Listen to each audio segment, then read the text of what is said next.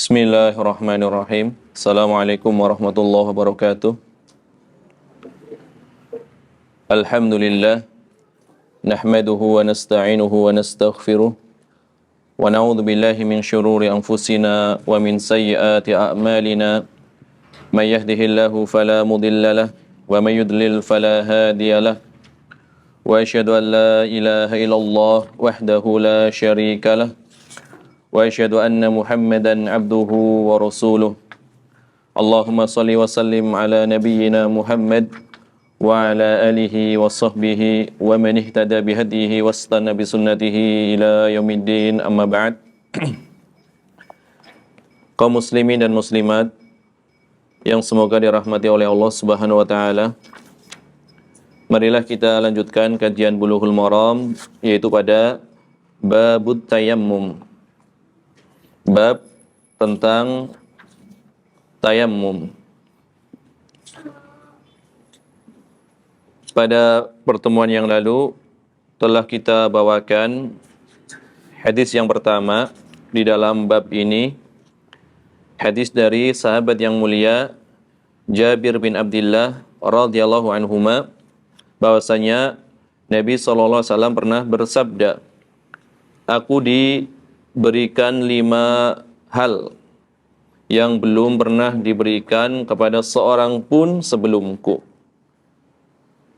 Di dalam riwayat yang lain, belum pernah diberikan kepada seorang nabi pun sebelumku. Kata Nabi sallallahu alaihi wasallam, "Aku diberikan pertolongan oleh Allah Subhanahu wa taala dengan dijadikan rasa takut terhadap musuh-musuhku sejauh atau sejarak perjalanan 1 bulan. Ini keutamaan yang pertama. Kemudian yang kedua, dijadikan bumi seluruhnya bagiku sebagai masjid dan alat bersucinya. Maka siapapun salah seorang di antara kalian apabila mendapati waktu sholat, hendaklah segera melakukan sholat." Kemudian Al-Hafidh hanya membawakan riwayat ini. Ini riwayat potongan. Di dalam hadis ini banyak sekali pelajaran-pelajaran yang bisa diambil. Ya, pada pertemuan yang lalu telah kita bawakan penjelasan dari Asy-Syaikh Abdullah Al-Fauzan hafizahullah. Akan tetapi ada beberapa fawaid ya yang lebih banyak lagi, di antaranya yang dibawakan oleh Syekh Muhammad bin Shalih Al-Utsaimin rahimahullahu taala di dalam kitab beliau Fathu Dzil Jalali wal Ikram bi Syarhi Bulughil Maram. Ini kita sudah lama tidak membaca atau membawakan fawaid dari kitab beliau ya, karena pembahasan yang panjang. Maka pada pertemuan kali ini tidak mengapa kita membawakan fawaid dari Syekh Muhammad bin Shalih Al-Utsaimin berkaitan dengan hadis ini. Adapun syarahnya tidak kita bawakan. Kalau ditambah dengan syarah, nanti syarahnya berulang. Walaupun tentu di dalam syarah beliau juga banyak penambahan riwayat, di antaranya hadis tentang syafaat yang tidak disebutkan. Itu lengkap dibawakan oleh Syekh Muhammad bin Shalih Al-Utsaimin. Tapi kita langsung ke fawaidnya saja. Di antara faidah dari hadis ini, kata Syekh Muhammad bin Shalih Al-Utsaimin, yang pertama, minnatullahi subhanahu wa ta'ala ala hadhil ummah haitsu khassaha bi khasaisa lam takun lil umamis sabiqah. Yang pertama adalah karunia Allah Subhanahu wa taala kepada umat ini, yang mana Allah telah menjadikan umat ini umat yang istimewa, yang keistimewaan ini belum pernah diberikan kepada umat-umat sebelumnya. Wa hadza dakhilun fi dimni qoulihi ta'ala, maka keutamaan ini itu masuk di dalam keumuman firman Allah Ta'ala, kuntum khaira ummatin ukhrijat linnas, kalian adalah sebaik-baik umat yang dikeluarkan kepada manusia. Ini adalah keumuman dari ayat ini, menunjukkan keutamaan umat ini. Ya.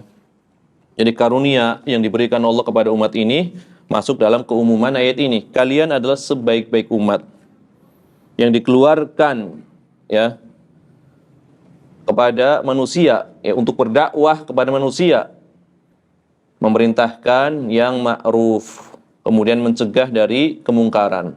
Umat terbaik. Ketika ayat ini turun, maka pertama kali yang dituju dari ayat ini adalah para sahabat radhiyallahu anhum, ya.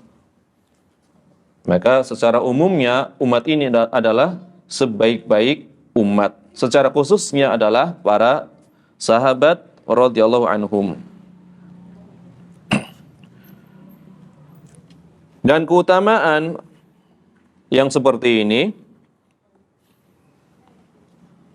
itu tidak didapati, ya, bagi umat selainnya, bagi umat sebelum umat ini, meskipun, ya, telah datang beberapa nas, diantaranya adalah yang berkaitan dengan keutamaan Bani Israel, yang Allah Subhanahu wa Ta'ala telah mengutamakan mereka di atas seluruh alam. Tetapi apa? Pada masanya saja, ya, pada masanya saja. Sehingga Syekh Utsaimin mengatakan, lakin qala ulama, akan tetapi ulama berkata tentang hal ini, keutamaan Bani Israel, ai alami zamanihim, alam, yaitu pada zamannya. Memang betul ketika Bani Israel itu bersama Nabi Musa alaihissalam diberikan karunia ini, mereka dilebihkan atas seluruh bangsa, tapi hanya pada masanya, bukan masa setelahnya, dan bukan pada seluruh alam. Ya, kalau Nabi SAW adalah keutamaannya, bahkan umatnya disepakati adalah sebaik-baik umat yang pernah Allah ciptakan. Dari zaman Nabi Adam alaihissalam sampai akhir zaman, umat Nabi Muhammad SAW adalah sebaik-baik umat. Jadi keutamanya adalah secara mutlak, bukan terikat pada zaman atau waktu tertentu. Nah, ini ketika kita mengetahui keutamaan ini, hendaknya kita semakin bersemangat untuk melakukan amal, ya. Semakin bersemangat untuk mempelajari sunnah-sunnah Nabi SAW. Karena kita telah dijadikan di nas di dalam Al-Quran disebutkan sebagai sebaik-baik umat yang dikeluarkan untuk manusia, untuk mengajarkan yang ma'ruf, untuk mencegah kemungkaran. Tentu bagaimana kita mengetahui yang ma'ruf, bagaimana kita mengetahui yang mungkar, tidak bisa kita dapati kecuali dengan mempelajari Al-Quran dan Sunnah. Itu perjalanan Nabi SAW, kemudian para sahabatnya.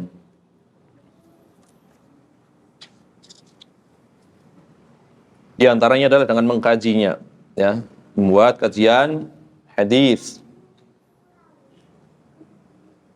Pernah kita bawakan bagaimana kesungguhan seorang sahabat yang mulia, sahabat yang meriwayatkan hadis ini.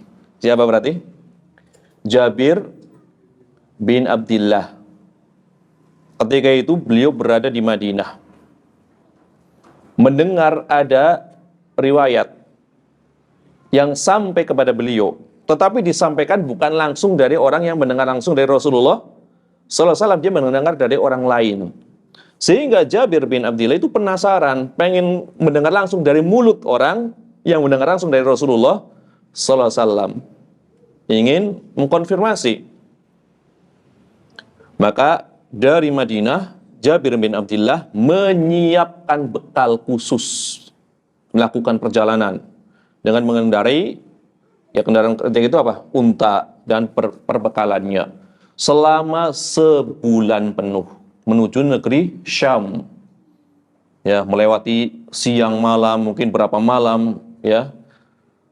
Senantiasa tidur di pinggir jalan selama sebulan demi mendapatkan sebuah hadis. Yang hadis itu didengar dari Rasulullah SAW oleh Abdullah bin Unais, ya, Abdullah bin Unais. Maka datanglah Jabir ke Syam, ya, ke Syam. Ketika sampai di Syam, Jabir berada di luar rumahnya tentunya, mengetuk, kemudian mengucapkan salam, Assalamualaikum. Kemudian dijawab, Waalaikumsalam. Siapa yang di luar? Jabir, ya. Jabir bin Abdullah. Ya. Iya. Langsung dia loncat dari tempat duduknya. Ini sahabat besar. Ya. Dulu akrab ketika masih sama-sama di Madinah. Jabir adalah termasuk di antara siapa? 7 orang yang paling banyak meriwayatkan hadis. Ini demi satu hadis, bayangkan. Hadisnya dia sudah banyak, dia alim. Tapi penasaran dengan satu hadis. Sebulan penuh melakukan perjalanan untuk mengkonfirmasi. Benar nggak kamu mendengar dari Rasulullah SAW? Ini luar biasa. Ya, dilihat dari Jabirnya, yang dia gudangnya riwayat. Kalau misalkan yang datang riwayatnya sedikit, wajar. Ini gudangnya riwayat. Hadisnya banyak. Tapi gara-gara satu hadis, nggak tenang. Sebulan menyiapkan bekal. Berapa juta itu yang dikeluarkan kalau sekarang? Sebulan. Untuk satu hadis. Berarti, sikap seperti ini tidak mungkin timbul kecuali dari kecintaan terhadap sunnah Rasulullah SAW. Semangat untuk mengetahui, semangat untuk mempelajarinya, dan semangat untuk mengamalkannya. Akhirnya, setelah mendapatkan satu hadis, langsung pulang lagi. Langsung pulang lagi. Urusannya hanya ingin mengkonfirmasi, benar nggak Rasulullah bersabda. Ya tentunya, Jabir tidak mungkin ya suudzon terhadap sahabatnya ini. Cuma penasaran saja, ingin mendengar langsung dari mulutnya. Jangan mendengar dari orang lain. Dan ini nanti dipraktekkan oleh para tabi'in dan tabi'ut tabi'in. Jadi ketika mereka ingin mengetahui satu hadis, benar-benar apabila kalau sanadnya sudah panjang, ke satu negeri, berpindah ke negeri lain untuk satu hadis. Ada kalanya hadisnya sahih, ada kalanya hadisnya dhaif. Karena riwayat tersebar seperti itu. Tapi disebabkan hal-hal seperti ini, berkah ilmu mereka. Ya, berkah ilmu mereka. Sementara kita, ya, jangankan sekedar 1-2 hadis, ribuan hadis. Ya, kita bisa beli bukunya yang tercatat. Bulughul Maram 1.500-an, tergantung penomoran, ya, tergantung penomoran. Ada yang 1.300 sekian, ya, tergantung cara menomorinya. Yang jelas 1.000 lebih didapatkan satu jilid kitab Bulughul Maram. Udah 1.000 hadis lebih. Tapi kadang enggan membacanya, apalagi mempelajarinya. Ini Jabir bin Abdullah, gudangnya riwayat sebulan penuh untuk mendapatkan satu buah hadis. Ya, berarti benar-benar lemah. Ya, keadaan kita sangat jauh. Makanya wajar yang menemani Rasulullah SAW adalah para sahabatnya radhiyallahu anhum. Karena sifat-sifat yang bisa dikatakan hampir mustahil didapati pada generasi setelahnya. Ya, rela mengeluarkan, ya, kalau sekarang jutaan, puluhan juta uang hanya untuk satu hadis. Sementara kita beli satu buku saja kadang berat. Padahal murah satu buku Bulughul Maram misalkan, itu kan murah. Ya, Tidak nyampe 200.000 satu buku Bulughul Maram. Ya. Didapati 1.000 lebih riwayat. Kalaupun tidak paham maknanya, minimal kita mengetahui ada hadis yang bunyinya seperti ini dari Rasulullah sallallahu alaihi wasallam. Ya, ini perlu ya sering dimotivasi. Betapa mulianya ya ilmu hadis tersebut, baik secara riwayat maupun diroyah. Bahkan Nabi SAW mendoakan ya, naddarallahu imra'an sami'a maqalati. Semoga Allah menjadikan wajah seorang berseri-seri, bersinar, bercahaya. Baik bercahaya secara hakikat ataupun secara makna. Tenang hatinya bagi orang yang mendengar ucapanku. Kemudian dia berusaha memahaminya. Kemudian menyampaikan kepada orang lain. Ya. Kemudian Nabi mengatakan betapa banyak ya orang yang membawa fikih hadis kepada orang yang lebih fakih dari dirinya. Ya. Betapa banyak orang yang membawa fikih tetapi tidak ada fikih padanya. Tapi intinya apa? Tetap didoakan apa? Semoga Allah menjadikan wajah seorang berseri-seri, yaitu orang yang mendengar ucapanku, hadisku, kata Nabi sallallahu alaihi wasallam. Ini baru mendengar, menyampaikan, memahami. Apalagi kalau diamalkan. Ini keutamaan yang sangat besar. Ya, ini satu. Yang kedua, duduk di majelis, paham tidak paham juga mempunyai keutamaan. Ya, karena dalam riwayat yang panjang Allah Subhanahu wa taala itu memiliki para malaikat yang mereka mencari majelis-majelis ilmu. Kemudian didapati di majelis itu orang-orang yang berzikir kepada Allah, mengingat Allah, dan panjang riwayatnya. Kemudian di ujung hadis Allah mengatakan bagi mereka ampunanku. Kemudian malaikat bertanya, apakah orang yang memang sengaja untuk hadir di dalam majelis tersebut? Karena ada sebagian yang mereka hadir bukan karena niat hadir, tapi sebab yang lain. Misalkan karena temannya hadir, dia ikut hadir. Berarti ikut-ikutan saja. Ada majelis, misalkan temannya hadir, si fulan hadir. Ikutlah, kenapa? Ada teman. Ikut-ikutan teman. Maka dikatakan mereka adalah seorang, yaitu orang-orang yang duduk di masjid tersebut adalah orang-orang yang teman duduknya itu tidak rugi, tidak celaka. Ya bahasanya, ya sekedar iseng saja hadir di majelis karena ada temannya, itu pun mendapatkan keutamaan. Bagaimana kalau memang meniatkan dari rumah untuk mempelajari ilmu, menyisihkan waktu, ya, mempersiapkan waktu untuk mendengarkan sabda-sabda Nabi SAW. Tentu ini keutamaan yang sangat besar. Ya, kalau tidak disiapkan, tidak dipersiapkan waktu, tidak disempat-sempatkan, tidak akan sempat. Ya, karena kesibukan berkaitan dengan urusan dunia itu tidak ada ujungnya kalau dituruti. Harus ada waktu khusus, ya, minimal ya yang dipraktekkan oleh para sahabat sepekan sekali pengajaran ilmu. Ya, di antaranya adalah Ibnu Mas'ud radhiyallahu anhu. Kan pernah para sahabat ketika itu setelah peninggal Rasulullah SAW kan yang alim di antaranya adalah Abdullah bin Mas'ud. Nah, beliau itu mengajarnya itu biasanya hari Kamis. Para sahabat mengatakan, "Wahai Ibnu Mas'ud, kenapa tidak engkau ajar kami tiap hari saja? Kami ingin senantiasa belajar setiap hari." Maka beliau mengatakan, inilah yang dicontohkan oleh Rasulullah SAW. Ya, jadi tidak setiap hari. Beliau biasa membuka majelisnya pada hari Kamis.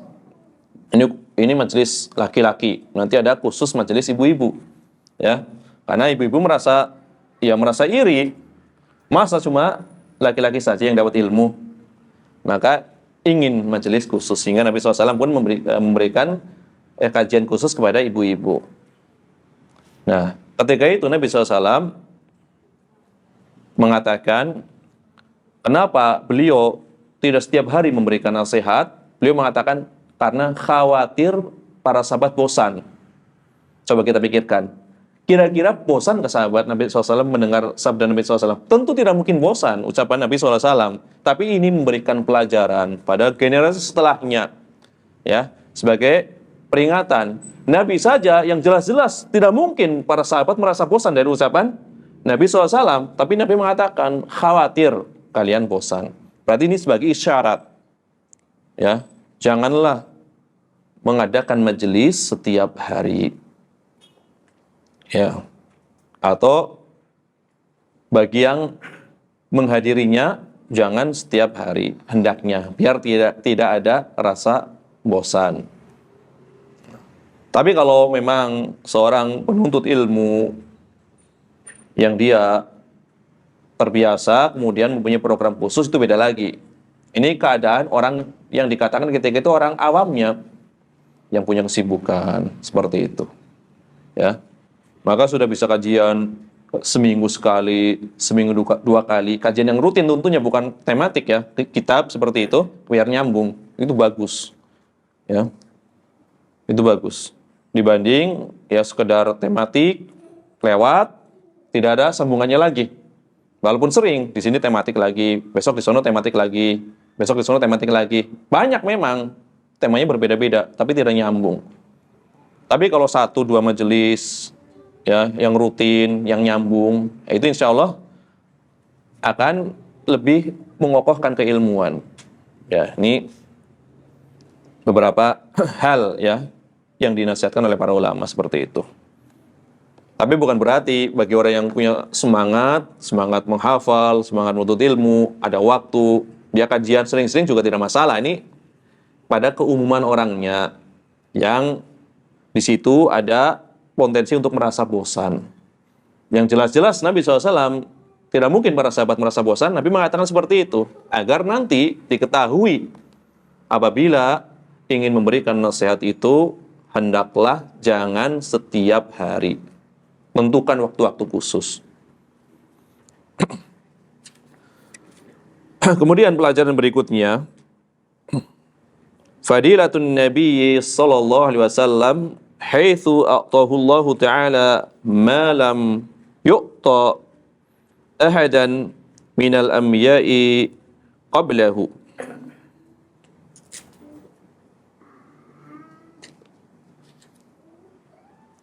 Keutamaan Nabi sallallahu alaihi wasallam yaitu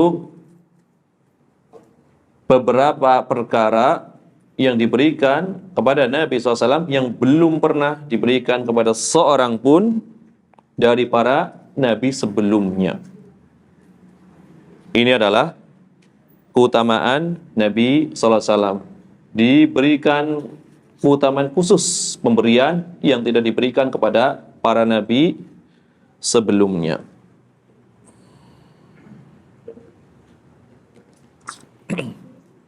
Kemudian yang ketiga, pelajaran ketiga, husnu ta'limir Rasul sallallahu alaihi wasallam haitsu yajma'u ba'dal asya'i al-mutasyattitah fi siyaqin wahidin. Bagusnya cara pengajaran Rasulullah sallallahu alaihi wasallam ketika beliau mengumpulkan dalam satu sabda beliau perkara-perkara yang bervariasi, ya. Ada yang berkaitan dengan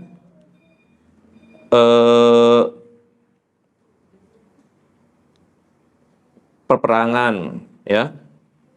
Tadi dikatakan dijadikan rasa takut pada musuhku dalam jarak 1 bulan. Ini kan berkaitan dengan perang atau jihad. Ini khusus kepada Nabi SAW. Kemudian kekhususannya adalah bumi semuanya dijadikan sebagai masjid dan alat bersuci. Ini kan beda lagi pembahasannya. Kemudian yang ketiga, dihalalkan ghanimah. Ini berkaitan dengan perang lagi. Kemudian Yang keempat adalah diberikan syafaat. Syafaat yang besar. Asy-syafa'ah al-uzma. Ya. Ini berkaitan dengan apa? Ya. Negeri akhirat. Kemudian yang kelima,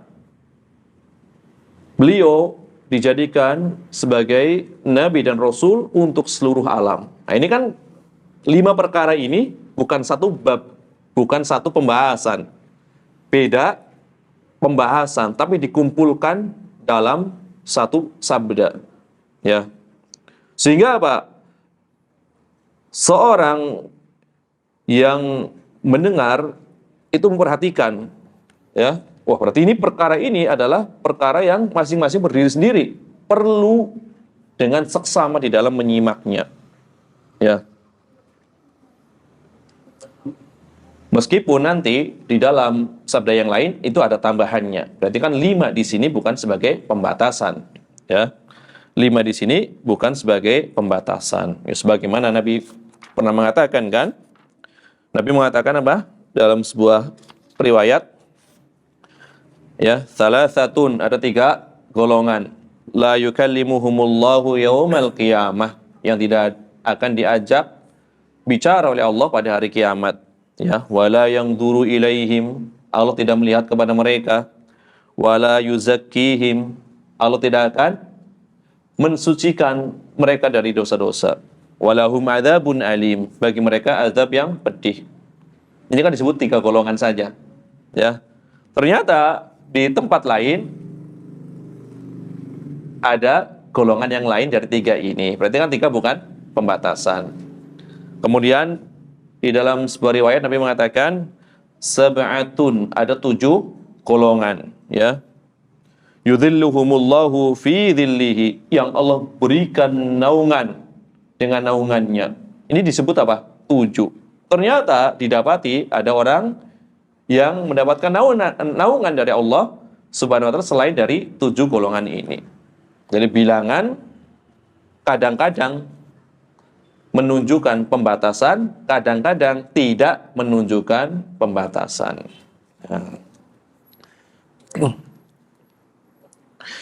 Ini adalah pelajaran yang ketiga. Jadi bagusnya cara pengajaran Rasulullah SAW ketika beliau mengumpulkan beberapa perkara dalam satu sabda, sehingga yang mendengar lebih perhatian, ya, dengan penuh seksama mendengarkan, karena banyak ini ya, hal yang dibahas. Jangan sampai kelewatan. Jangan sampai kelewatan.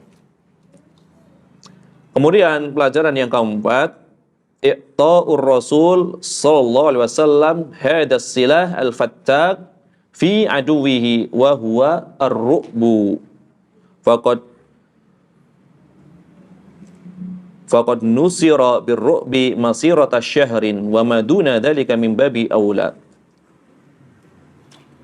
Ini adalah karunia Allah Subhanahu wa taala kepada Rasulnya sallallahu alaihi wasallam berupa keutamaan ini, yaitu senjata yang ampuh, yang menghancurkan, yaitu dengan apa? Dengan dijadikan rasa takut pada musuh. Ini senjata yang luar biasa, lebih, ya, menghancurkan daripada senjata apa? Fisik. Karena rasa takut di dalam perangan itu jelas, berarti mereka tidak akan bersemangat, mereka tidak akan percaya diri di dalam peperangan, ya, down mentalnya. Ini kan sebaik-baik senjata untuk mengalahkan musuh. Ya, beliau diberikan keutamaan seperti itu. Ketakutan musuhnya akan diserang, padahal masih jarak sebulan. Berarti kalau jaraknya kurang dari sebulan, lebih menimbulkan rasa takut lagi, kan seperti itu. Sebulan saja sudah ketakutan, bagaimana kalau seminggu? Bagaimana kalau 2 hari? Makin ketakutan. Ya, seminggu mau datang, lebih takut lagi. Sebulan saya takut. Ya. Ya, ketakutan mencengkam, sehingga ini dijadikan sebagai apa? Ya, sebaik-baik senjata yang mengalahkan musuh. Rasa takut pada musuh itu adalah diantara senjata yang paling ampuh, ya, dalam meraih kemenangan. Ya, tentunya dengan izin Allah Subhanahu wa taala. Kemudian Syekh Utsaimin mengatakan yang berkaitan dengan faedah ini, hal yathbutu hada li ahadin min ummatihi, apakah hal yang seperti ini, yaitu pertolongan Allah dengan rasa takut pada musuh-musuh kaum muslimin, itu juga diberikan kepada salah seorang di antara umat ini?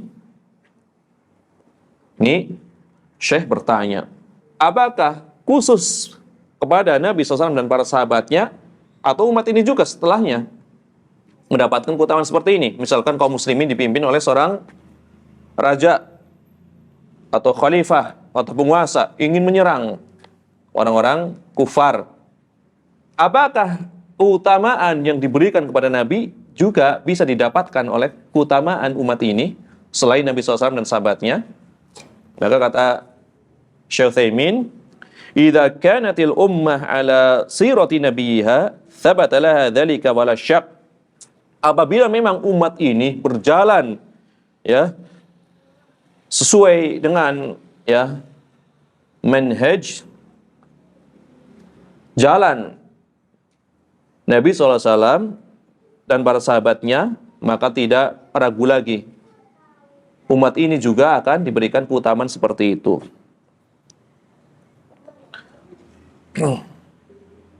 Karena Allah SWT berfirman di dalam surat At-Taubah ayat ke-33, "Huwallazi arsala rasulahu bil huda wa dinil haqq liyudhhirahu 'alad dini kullih." Dialah Allah yang telah mengutus rasulnya dengan membawa huda, petunjuk, dan agama yang hak, agama yang benar, agar Allah menangkan agama itu atas seluruh agama.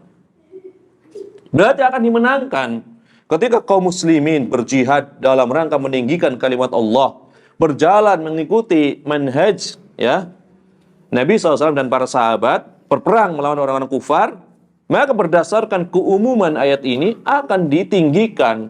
Di antaranya caranya adalah Allah menjadikan musuh-musuh tersebut rasa takut terhadap kaum muslimin. Ya.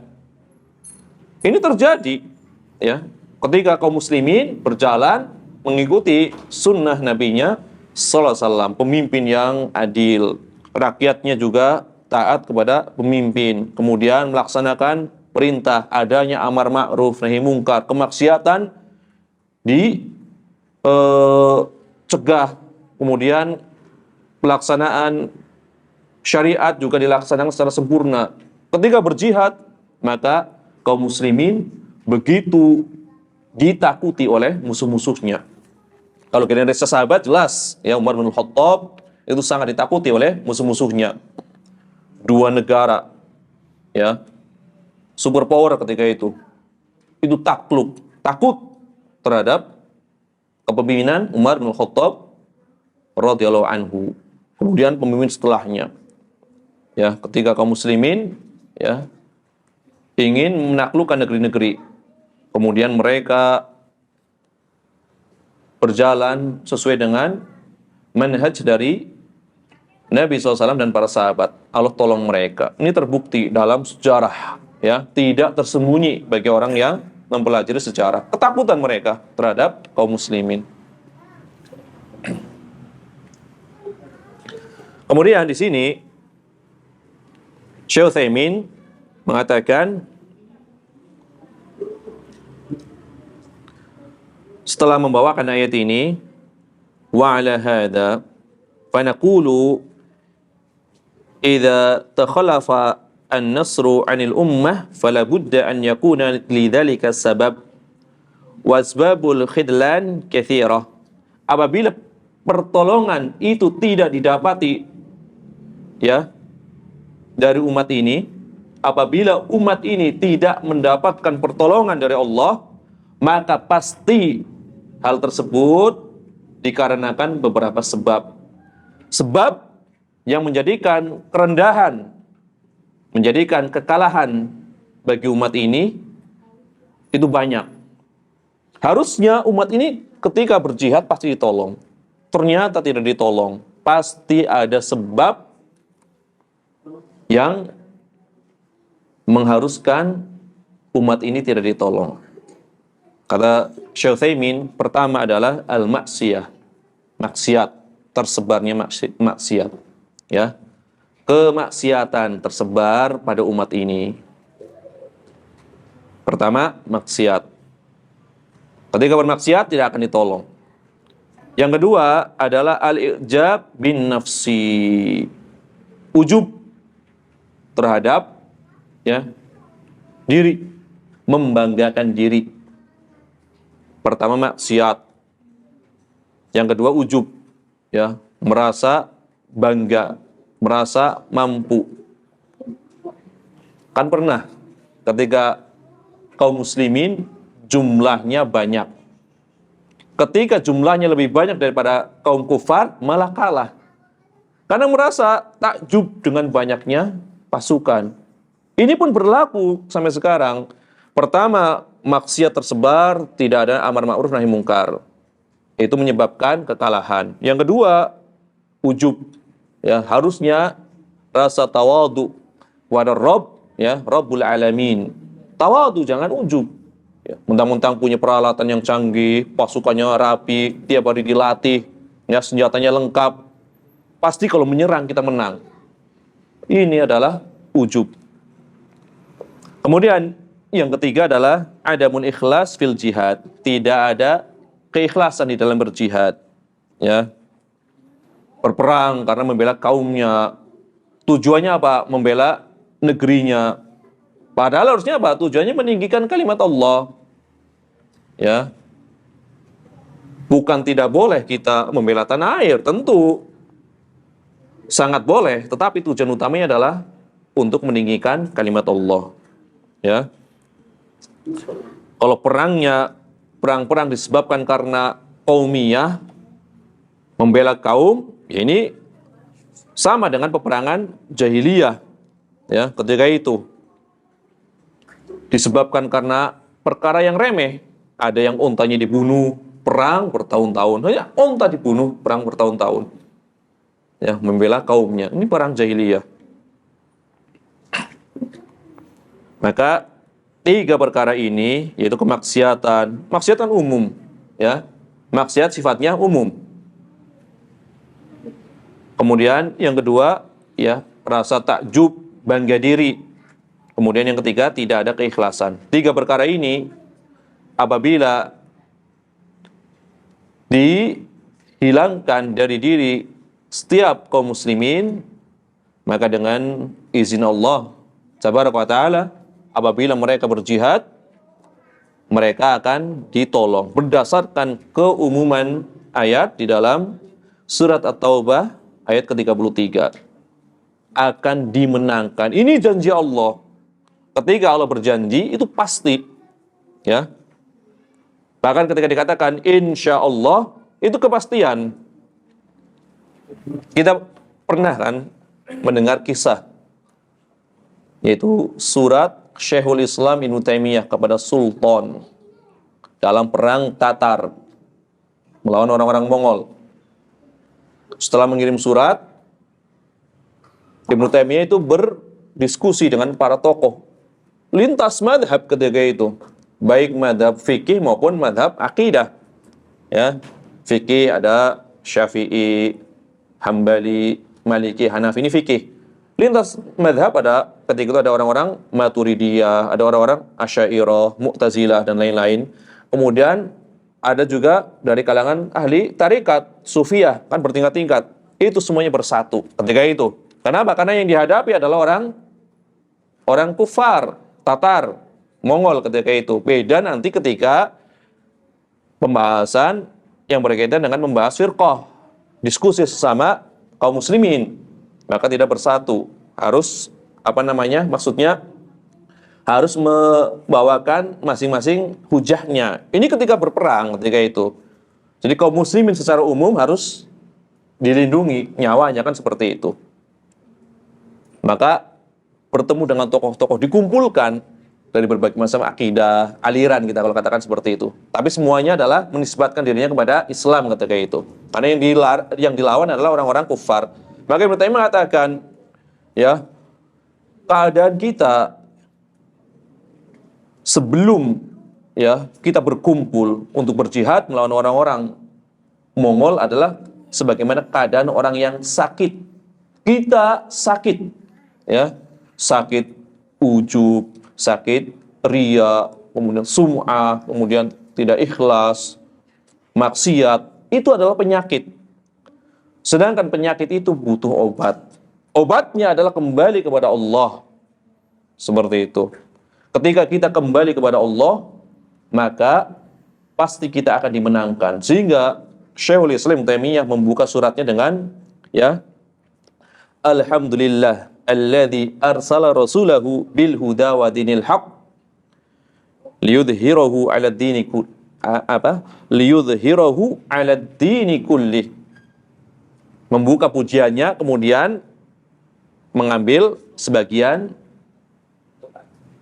kandungan dari surat At-Taubah. Untuk menunjukkan apa? Kita pasti menang, kita pasti menang. Sehingga orang-orang mengatakan, wahai Ibnu Taimiyah, jangan katakan pasti menang, jangan katakan pasti menang, katakan insya Allah menang. Kata Syekhul Islam Ibnu Taimiyah, insya Allah maknanya adalah pasti. Nah, insya Allah maknanya adalah pasti kalau dari Allah. Di antaranya adalah ketika seorang berziarah, kan disyariatkan untuk mengucapkan apa? Assalamualaikum ahli diyar, ya,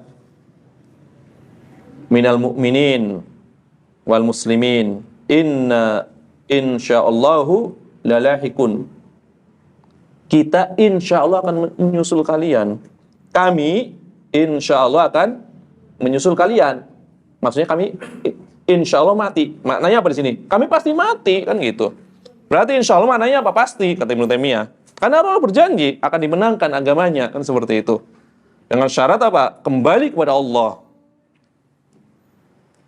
Jadi dikritik, tapi otaknya jernih. Insya Allah maknanya pasti. Bukankah ketika berziarah kita mengucapkan insya Allah kami akan menyusul kalian? Ternyata apa? Maknanya kami pasti akan mati, kan seperti itu. Ya, nas'alullaha lana wa lakumul afiyah. Kan gitu. Akhirnya apa? Terbukti nggak ucapan beliau? Terbukti, tercatat di dalam sejarah. Bagaimana keberanian Syekhul Islam Ibnu Taimiyah di depan pasukan memimpin perang. Ini tidak tersembunyi. Ya. Tidak ada yang mengingkari keutamaan beliau, ya kecuali orang-orang yang hasad ataupun jahil. Kalau jahil ya ada uzur. Ini yang hasad biasanya, tahu tapi mengingkari. Ya. Maka Imam Ibnu Katsir, beliau ketika itu masih kecil ketika itu ya. Jadi belum menyaksikan peristiwa ini. Maka beliau mencatat riwayatnya dari murid-murid seniornya. Ya, dari murid-murid seniornya. Maka dicatat, kami tidak bisa menggambarkan bagaimana keberanian Syekh di depan pasukan, memimpin perang. Ya, setelah itu apa? Ya biasa, beliau dizalimi, ya difitnah, dituduh mujassimah, ya dituduh akidahnya menyimpang, dituduh menentang ijma, ya dituduh macam-macam. Akhirnya dipenjara, ya di penjara keluar masuk, ya berulang kali sampai wafatnya di penjara. Hanya ditemani oleh muridnya Imam Ibnul Qayyim. Kalau zaman dulu itu nggak seperti sekarang. Orang di penjara itu boleh bawa pembantu kalau zaman dulu. Jika ada tokoh di penjara itu boleh bawa pembantu. Pembantu ini nggak tercatat sebagai orang yang harus di penjara, tapi dia sebagai pembantu, maka boleh ikut di penjara, menyiapkan keperluannya, ya, menyiapkan, misalkan dia ulama, biasanya kan menulis, menyiapkan tintanya, kertasnya, seperti itu. Nulis Syekhul Islam Ibnu Taimiyah di penjara. Begitu Syekhul Islam Ibnu Taimiyah di penjara, beliau nulis banyak tulisannya, berbagai cabang ilmu, terutama di dalam masalah akidah. Ternyata apa? Penguasa nggak suka. Ya tentu setelah dibisiki oleh sebagian orang yang hasad, maka diambil kertasnya, diambil penanya, tidak bisa menulis lagi, maka menangis Syekhul Islam Ibnu Taimiyah. Ya, ulama dijauhkan dari pena dan kertas, ibaratnya stres, ibaratnya seperti itu. Ya, ibaratnya stres, nggak kuat. Ya, mau ngapain? Akhirnya beliau menghatamkan Al-Quran ya berapa puluh kali ya di penjara. Karena nggak bisa ngapa-ngapain lagi. Maksudnya untuk menulis karya sudah nggak bisa, diambil kertas sama penanya. Akhirnya wafat. Ketika wafat, ya dibawalah, dimandikan oleh Al-Imam Al-Hafidh Abul Hajjaj Al-Mizzi, ya, Jamaluddin Abul Hajjaj Al-Mizzi, mertua dari Imam Ibnu Katsir. Kemudian Imam Ibnu Katsir ketika melihat jenazah Syekh dimandikan oleh mertuanya, maka kata Ibnu Katsir, kami melihat ya wajah Syekh itu kelihatan lebih tua daripada umurnya gitu. Lebih kelihatan lebih tua daripada umurnya. Harusnya umur segini wajahnya nggak seperti ini.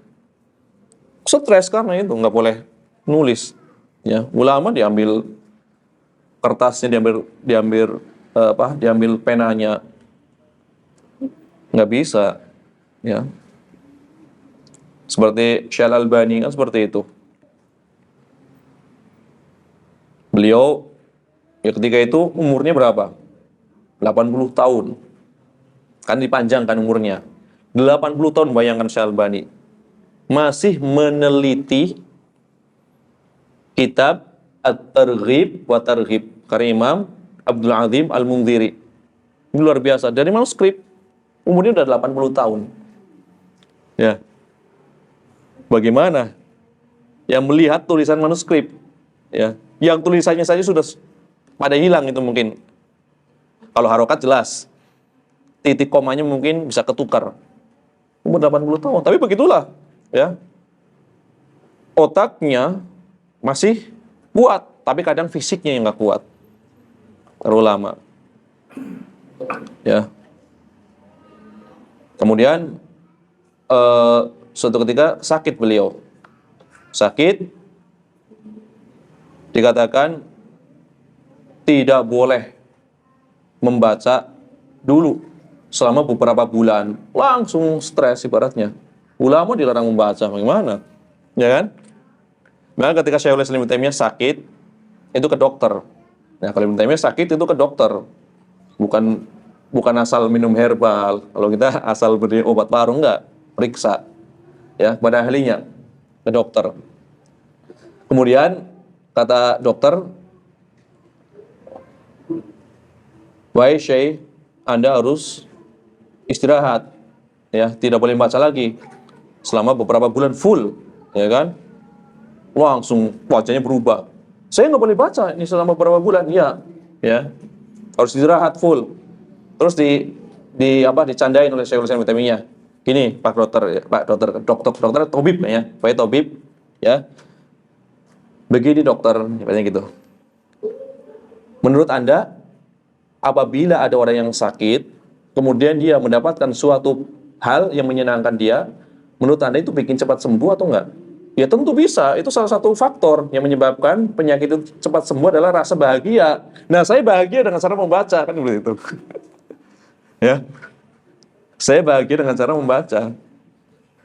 Akhirnya susah. Ya susah, namanya para ulama dilarang-larang untuk membaca seperti itu. Ya, ini kesungguhan para ulama ya. Fisiknya sudah rentak, tetapi akalnya masih jernih. Itu. Akalnya masih jernih. Ya, Syekh Abdullah Al-Jibrin ngomong saja sudah susah. Syekh Abdullah Al-Jibrin ngomong sudah susah, tapi otaknya masih jernih. Ya. Menjelaskan pelajaran dalam keadaan ngomongnya tidak jelas. Ketika ditulis ternyata sangat tertib. Berarti masih jernih, cuma ngomongnya saja sudah nggak jelas seperti itu. Tetapi memang beliau adalah seorang yang selalu menjaga menjaga apa namanya? Al-Qur'an, hafal Al-Qur'an. Beliau dikatakan kurang lebih 30 atau 40 tahun beliau tidak pernah melihat mushaf. Iya, dia baca Al-Qur'an dari hafalannya. Sejak dia hafal Quran, beliau udah nggak melihat mushaf lagi, 30 tahun atau 40 tahun. Saya Jibril. Ya, rahimahullah ta'ala. Maka, ya ketika ada rekaman videonya, kan udah tua banget, udah putih, suaranya sudah nggak jelas. Ketika beliau menjelaskan, ya, syarah akidah, beliau menjelaskan usul Mu'tazilah. Itu masih luar biasa penjelasannya. Suaranya sudah nggak jelas, tapi tertibnya luar biasa. Rapi, kemudian lengkap penjelasannya. Ya, dengan hafalannya. Ya. Jadi menjadikan tubuh yang renta itu tidak menghalangi beliau untuk mengajarkan ilmu. Ya, suatu ketika beliau ingin mengadakan majelis di suatu masjid besar, bukan masjid kecil, di tengah kota. Diumumkan bahwa pada tanggal sekian, jam sekian akan diadakan kajian dari Syekh Abdullah Al-Jibrin hafizahullah ta'ala, seperti itu diumumkan. Ternyata apa? Yang hadir tidak lebih dari 5 orang. 5 orang kurang. Padahal kibar. Ya, bukan dai sejuta umat lagi. Dai seluruh dunia umat. Siapa yang tidak mengenal Syekh Abdullah Al-Jibrin? Ya. Karena di Saudi seperti itu. Banyak majelis yang seperti itu, kan banyak ulama di sono, ya kan?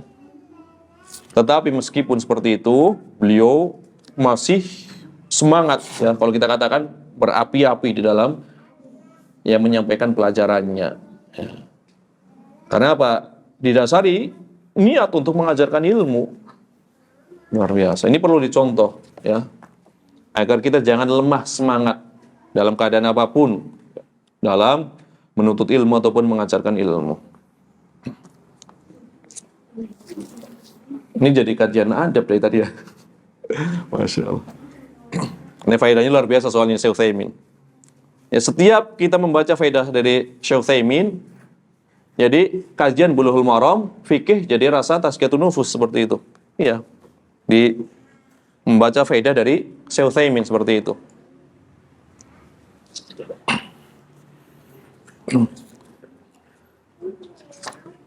Ini masih banyak banget ya pelajarannya. Nggak apa-apa lah, kita selesaikan saja ya kajian faedah dari Syekh Utsaimin. Lanjutin.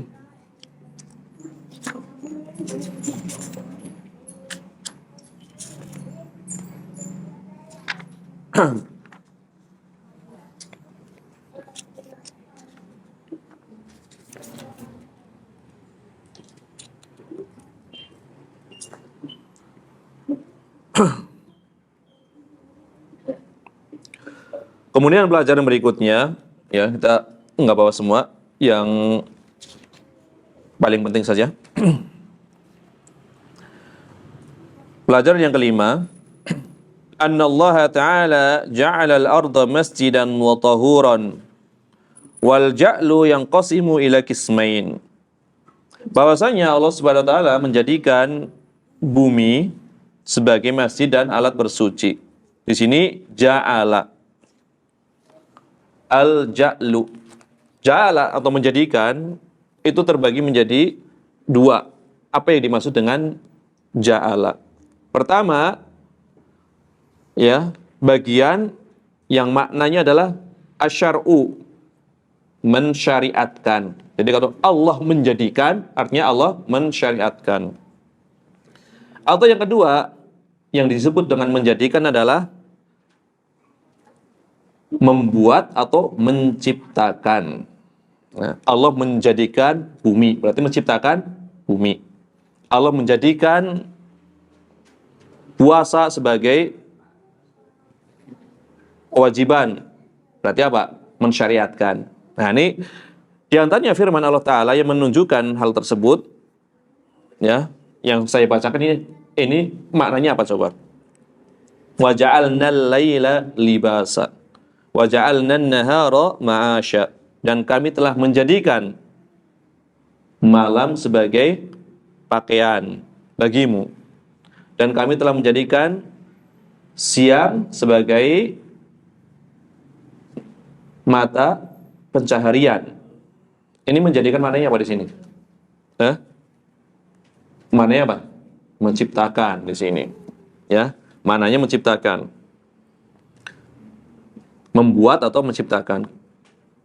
Kami telah menciptakan malam sebagai pakaian bagimu. Maksudnya seperti itu. Kami telah menciptakan siang agar engkau berusaha, ya, agar engkau menjadikan siang tersebut sebagai mata pencaharian, tempat engkau berusaha atau waktu engkau berusaha. Berarti ini hukum asalnya seperti ini, ya, hukum asalnya. Walaupun banyak orang yang keluar dari hukum asal, dibalik, ya, mata pencahariannya malam hari, kan seperti itu.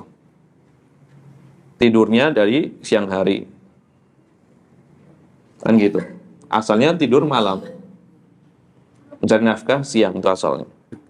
Berarti di sini Allah menjadikan, membuat, maknanya menciptakan. Wa ja'alnal laila wan nahar ayatain. Allah telah menjadikan malam dan siang sebagai dua tanda-tanda kekuasaan. Ini maknanya apa? Menciptakan pula. Tetapi ada yang maknanya mensyariatkan. Contohnya apa? Ma ja'alallahu mim bahirah. Tidaklah Allah menjadikan dari bahirah. Itu hewan. Hewan yang ditandai khusus di masa jahiliyah. Allah tidak menjadikan adanya bahirah. Allah tidak mensyariatkan adanya bahirah. Ya, semua hewan selama asalnya halal ya boleh disembelih. Kalau zaman jahiliyah kan ada yang ditandai dengan dibelah telinganya dan lain-lain. Maka itu tidak boleh dijadikan sebagai hewan kurban atau sembelihan. Ini kan mengada-ada. Allah tidak menjadikan hal tersebut. Allah tidak mensyariatkan. Berarti kalau dikatakan ju'ilat liyal ardu masjidan, Allah telah menjadikan untuk bumi sebagai masjid, maknanya apa di sini? Ya, mensyariatkan padanya itu pada umat ini agar mereka menjadikan setiap bumi itu sebagai tempat sujud, ya, bukan sekedar menjadikan dalam arti membuat, ya. Jadi boleh digunakan untuk apa? Untuk sholat dan bersuci seluruhnya, ya, kecuali yang dikhususkan nanti beberapa tempat yang tidak boleh digunakan untuk sholat. Ya, diantaranya adalah kuburan, kemudian apa lagi? Tempat-tempat yang kotor, kamar mandi, WC, kemudian apa lagi? Kandang, unta, dan lain-lain.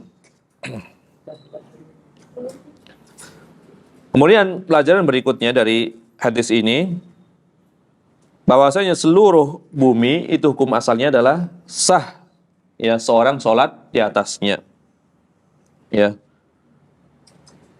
Siapapun yang mendapati waktu sholat, dia berada di suatu tempat, maka hendaklah dia sholat di tempat tersebut, di bumi tersebut. Sholatnya sah, ya. Nanti ada beberapa pengecualian, ya, tempatnya adalah di pembahasan kitab-kitab fikih panjang jadinya. Mana tempat-tempat yang tidak boleh digunakan untuk melakukan sholat. Mana tempat-tempat yang suci tetapi sebagian mengatakan tidak sah digunakan untuk sholat, itu ada pembahasannya. Misalkan boleh tidak sholat di atas Ka'bah? Itu kan jelas suci, ya. Apakah boleh? Itu kan ada pembahasannya. Boleh tidak sholat di tengah Ka'bah? Ini Ka'bah, masuk ke dalamnya, sholatnya di tengah-tengah. Menghadapnya kemana? Nah, ini kan ada pembahasan. Sebagian mengatakan ada yang ke belakang dulu sampai menempel ke temboknya. Sebagian membedakan sholat wajib atau sholat sunnah. Kalau di luar Ka'bah jelas.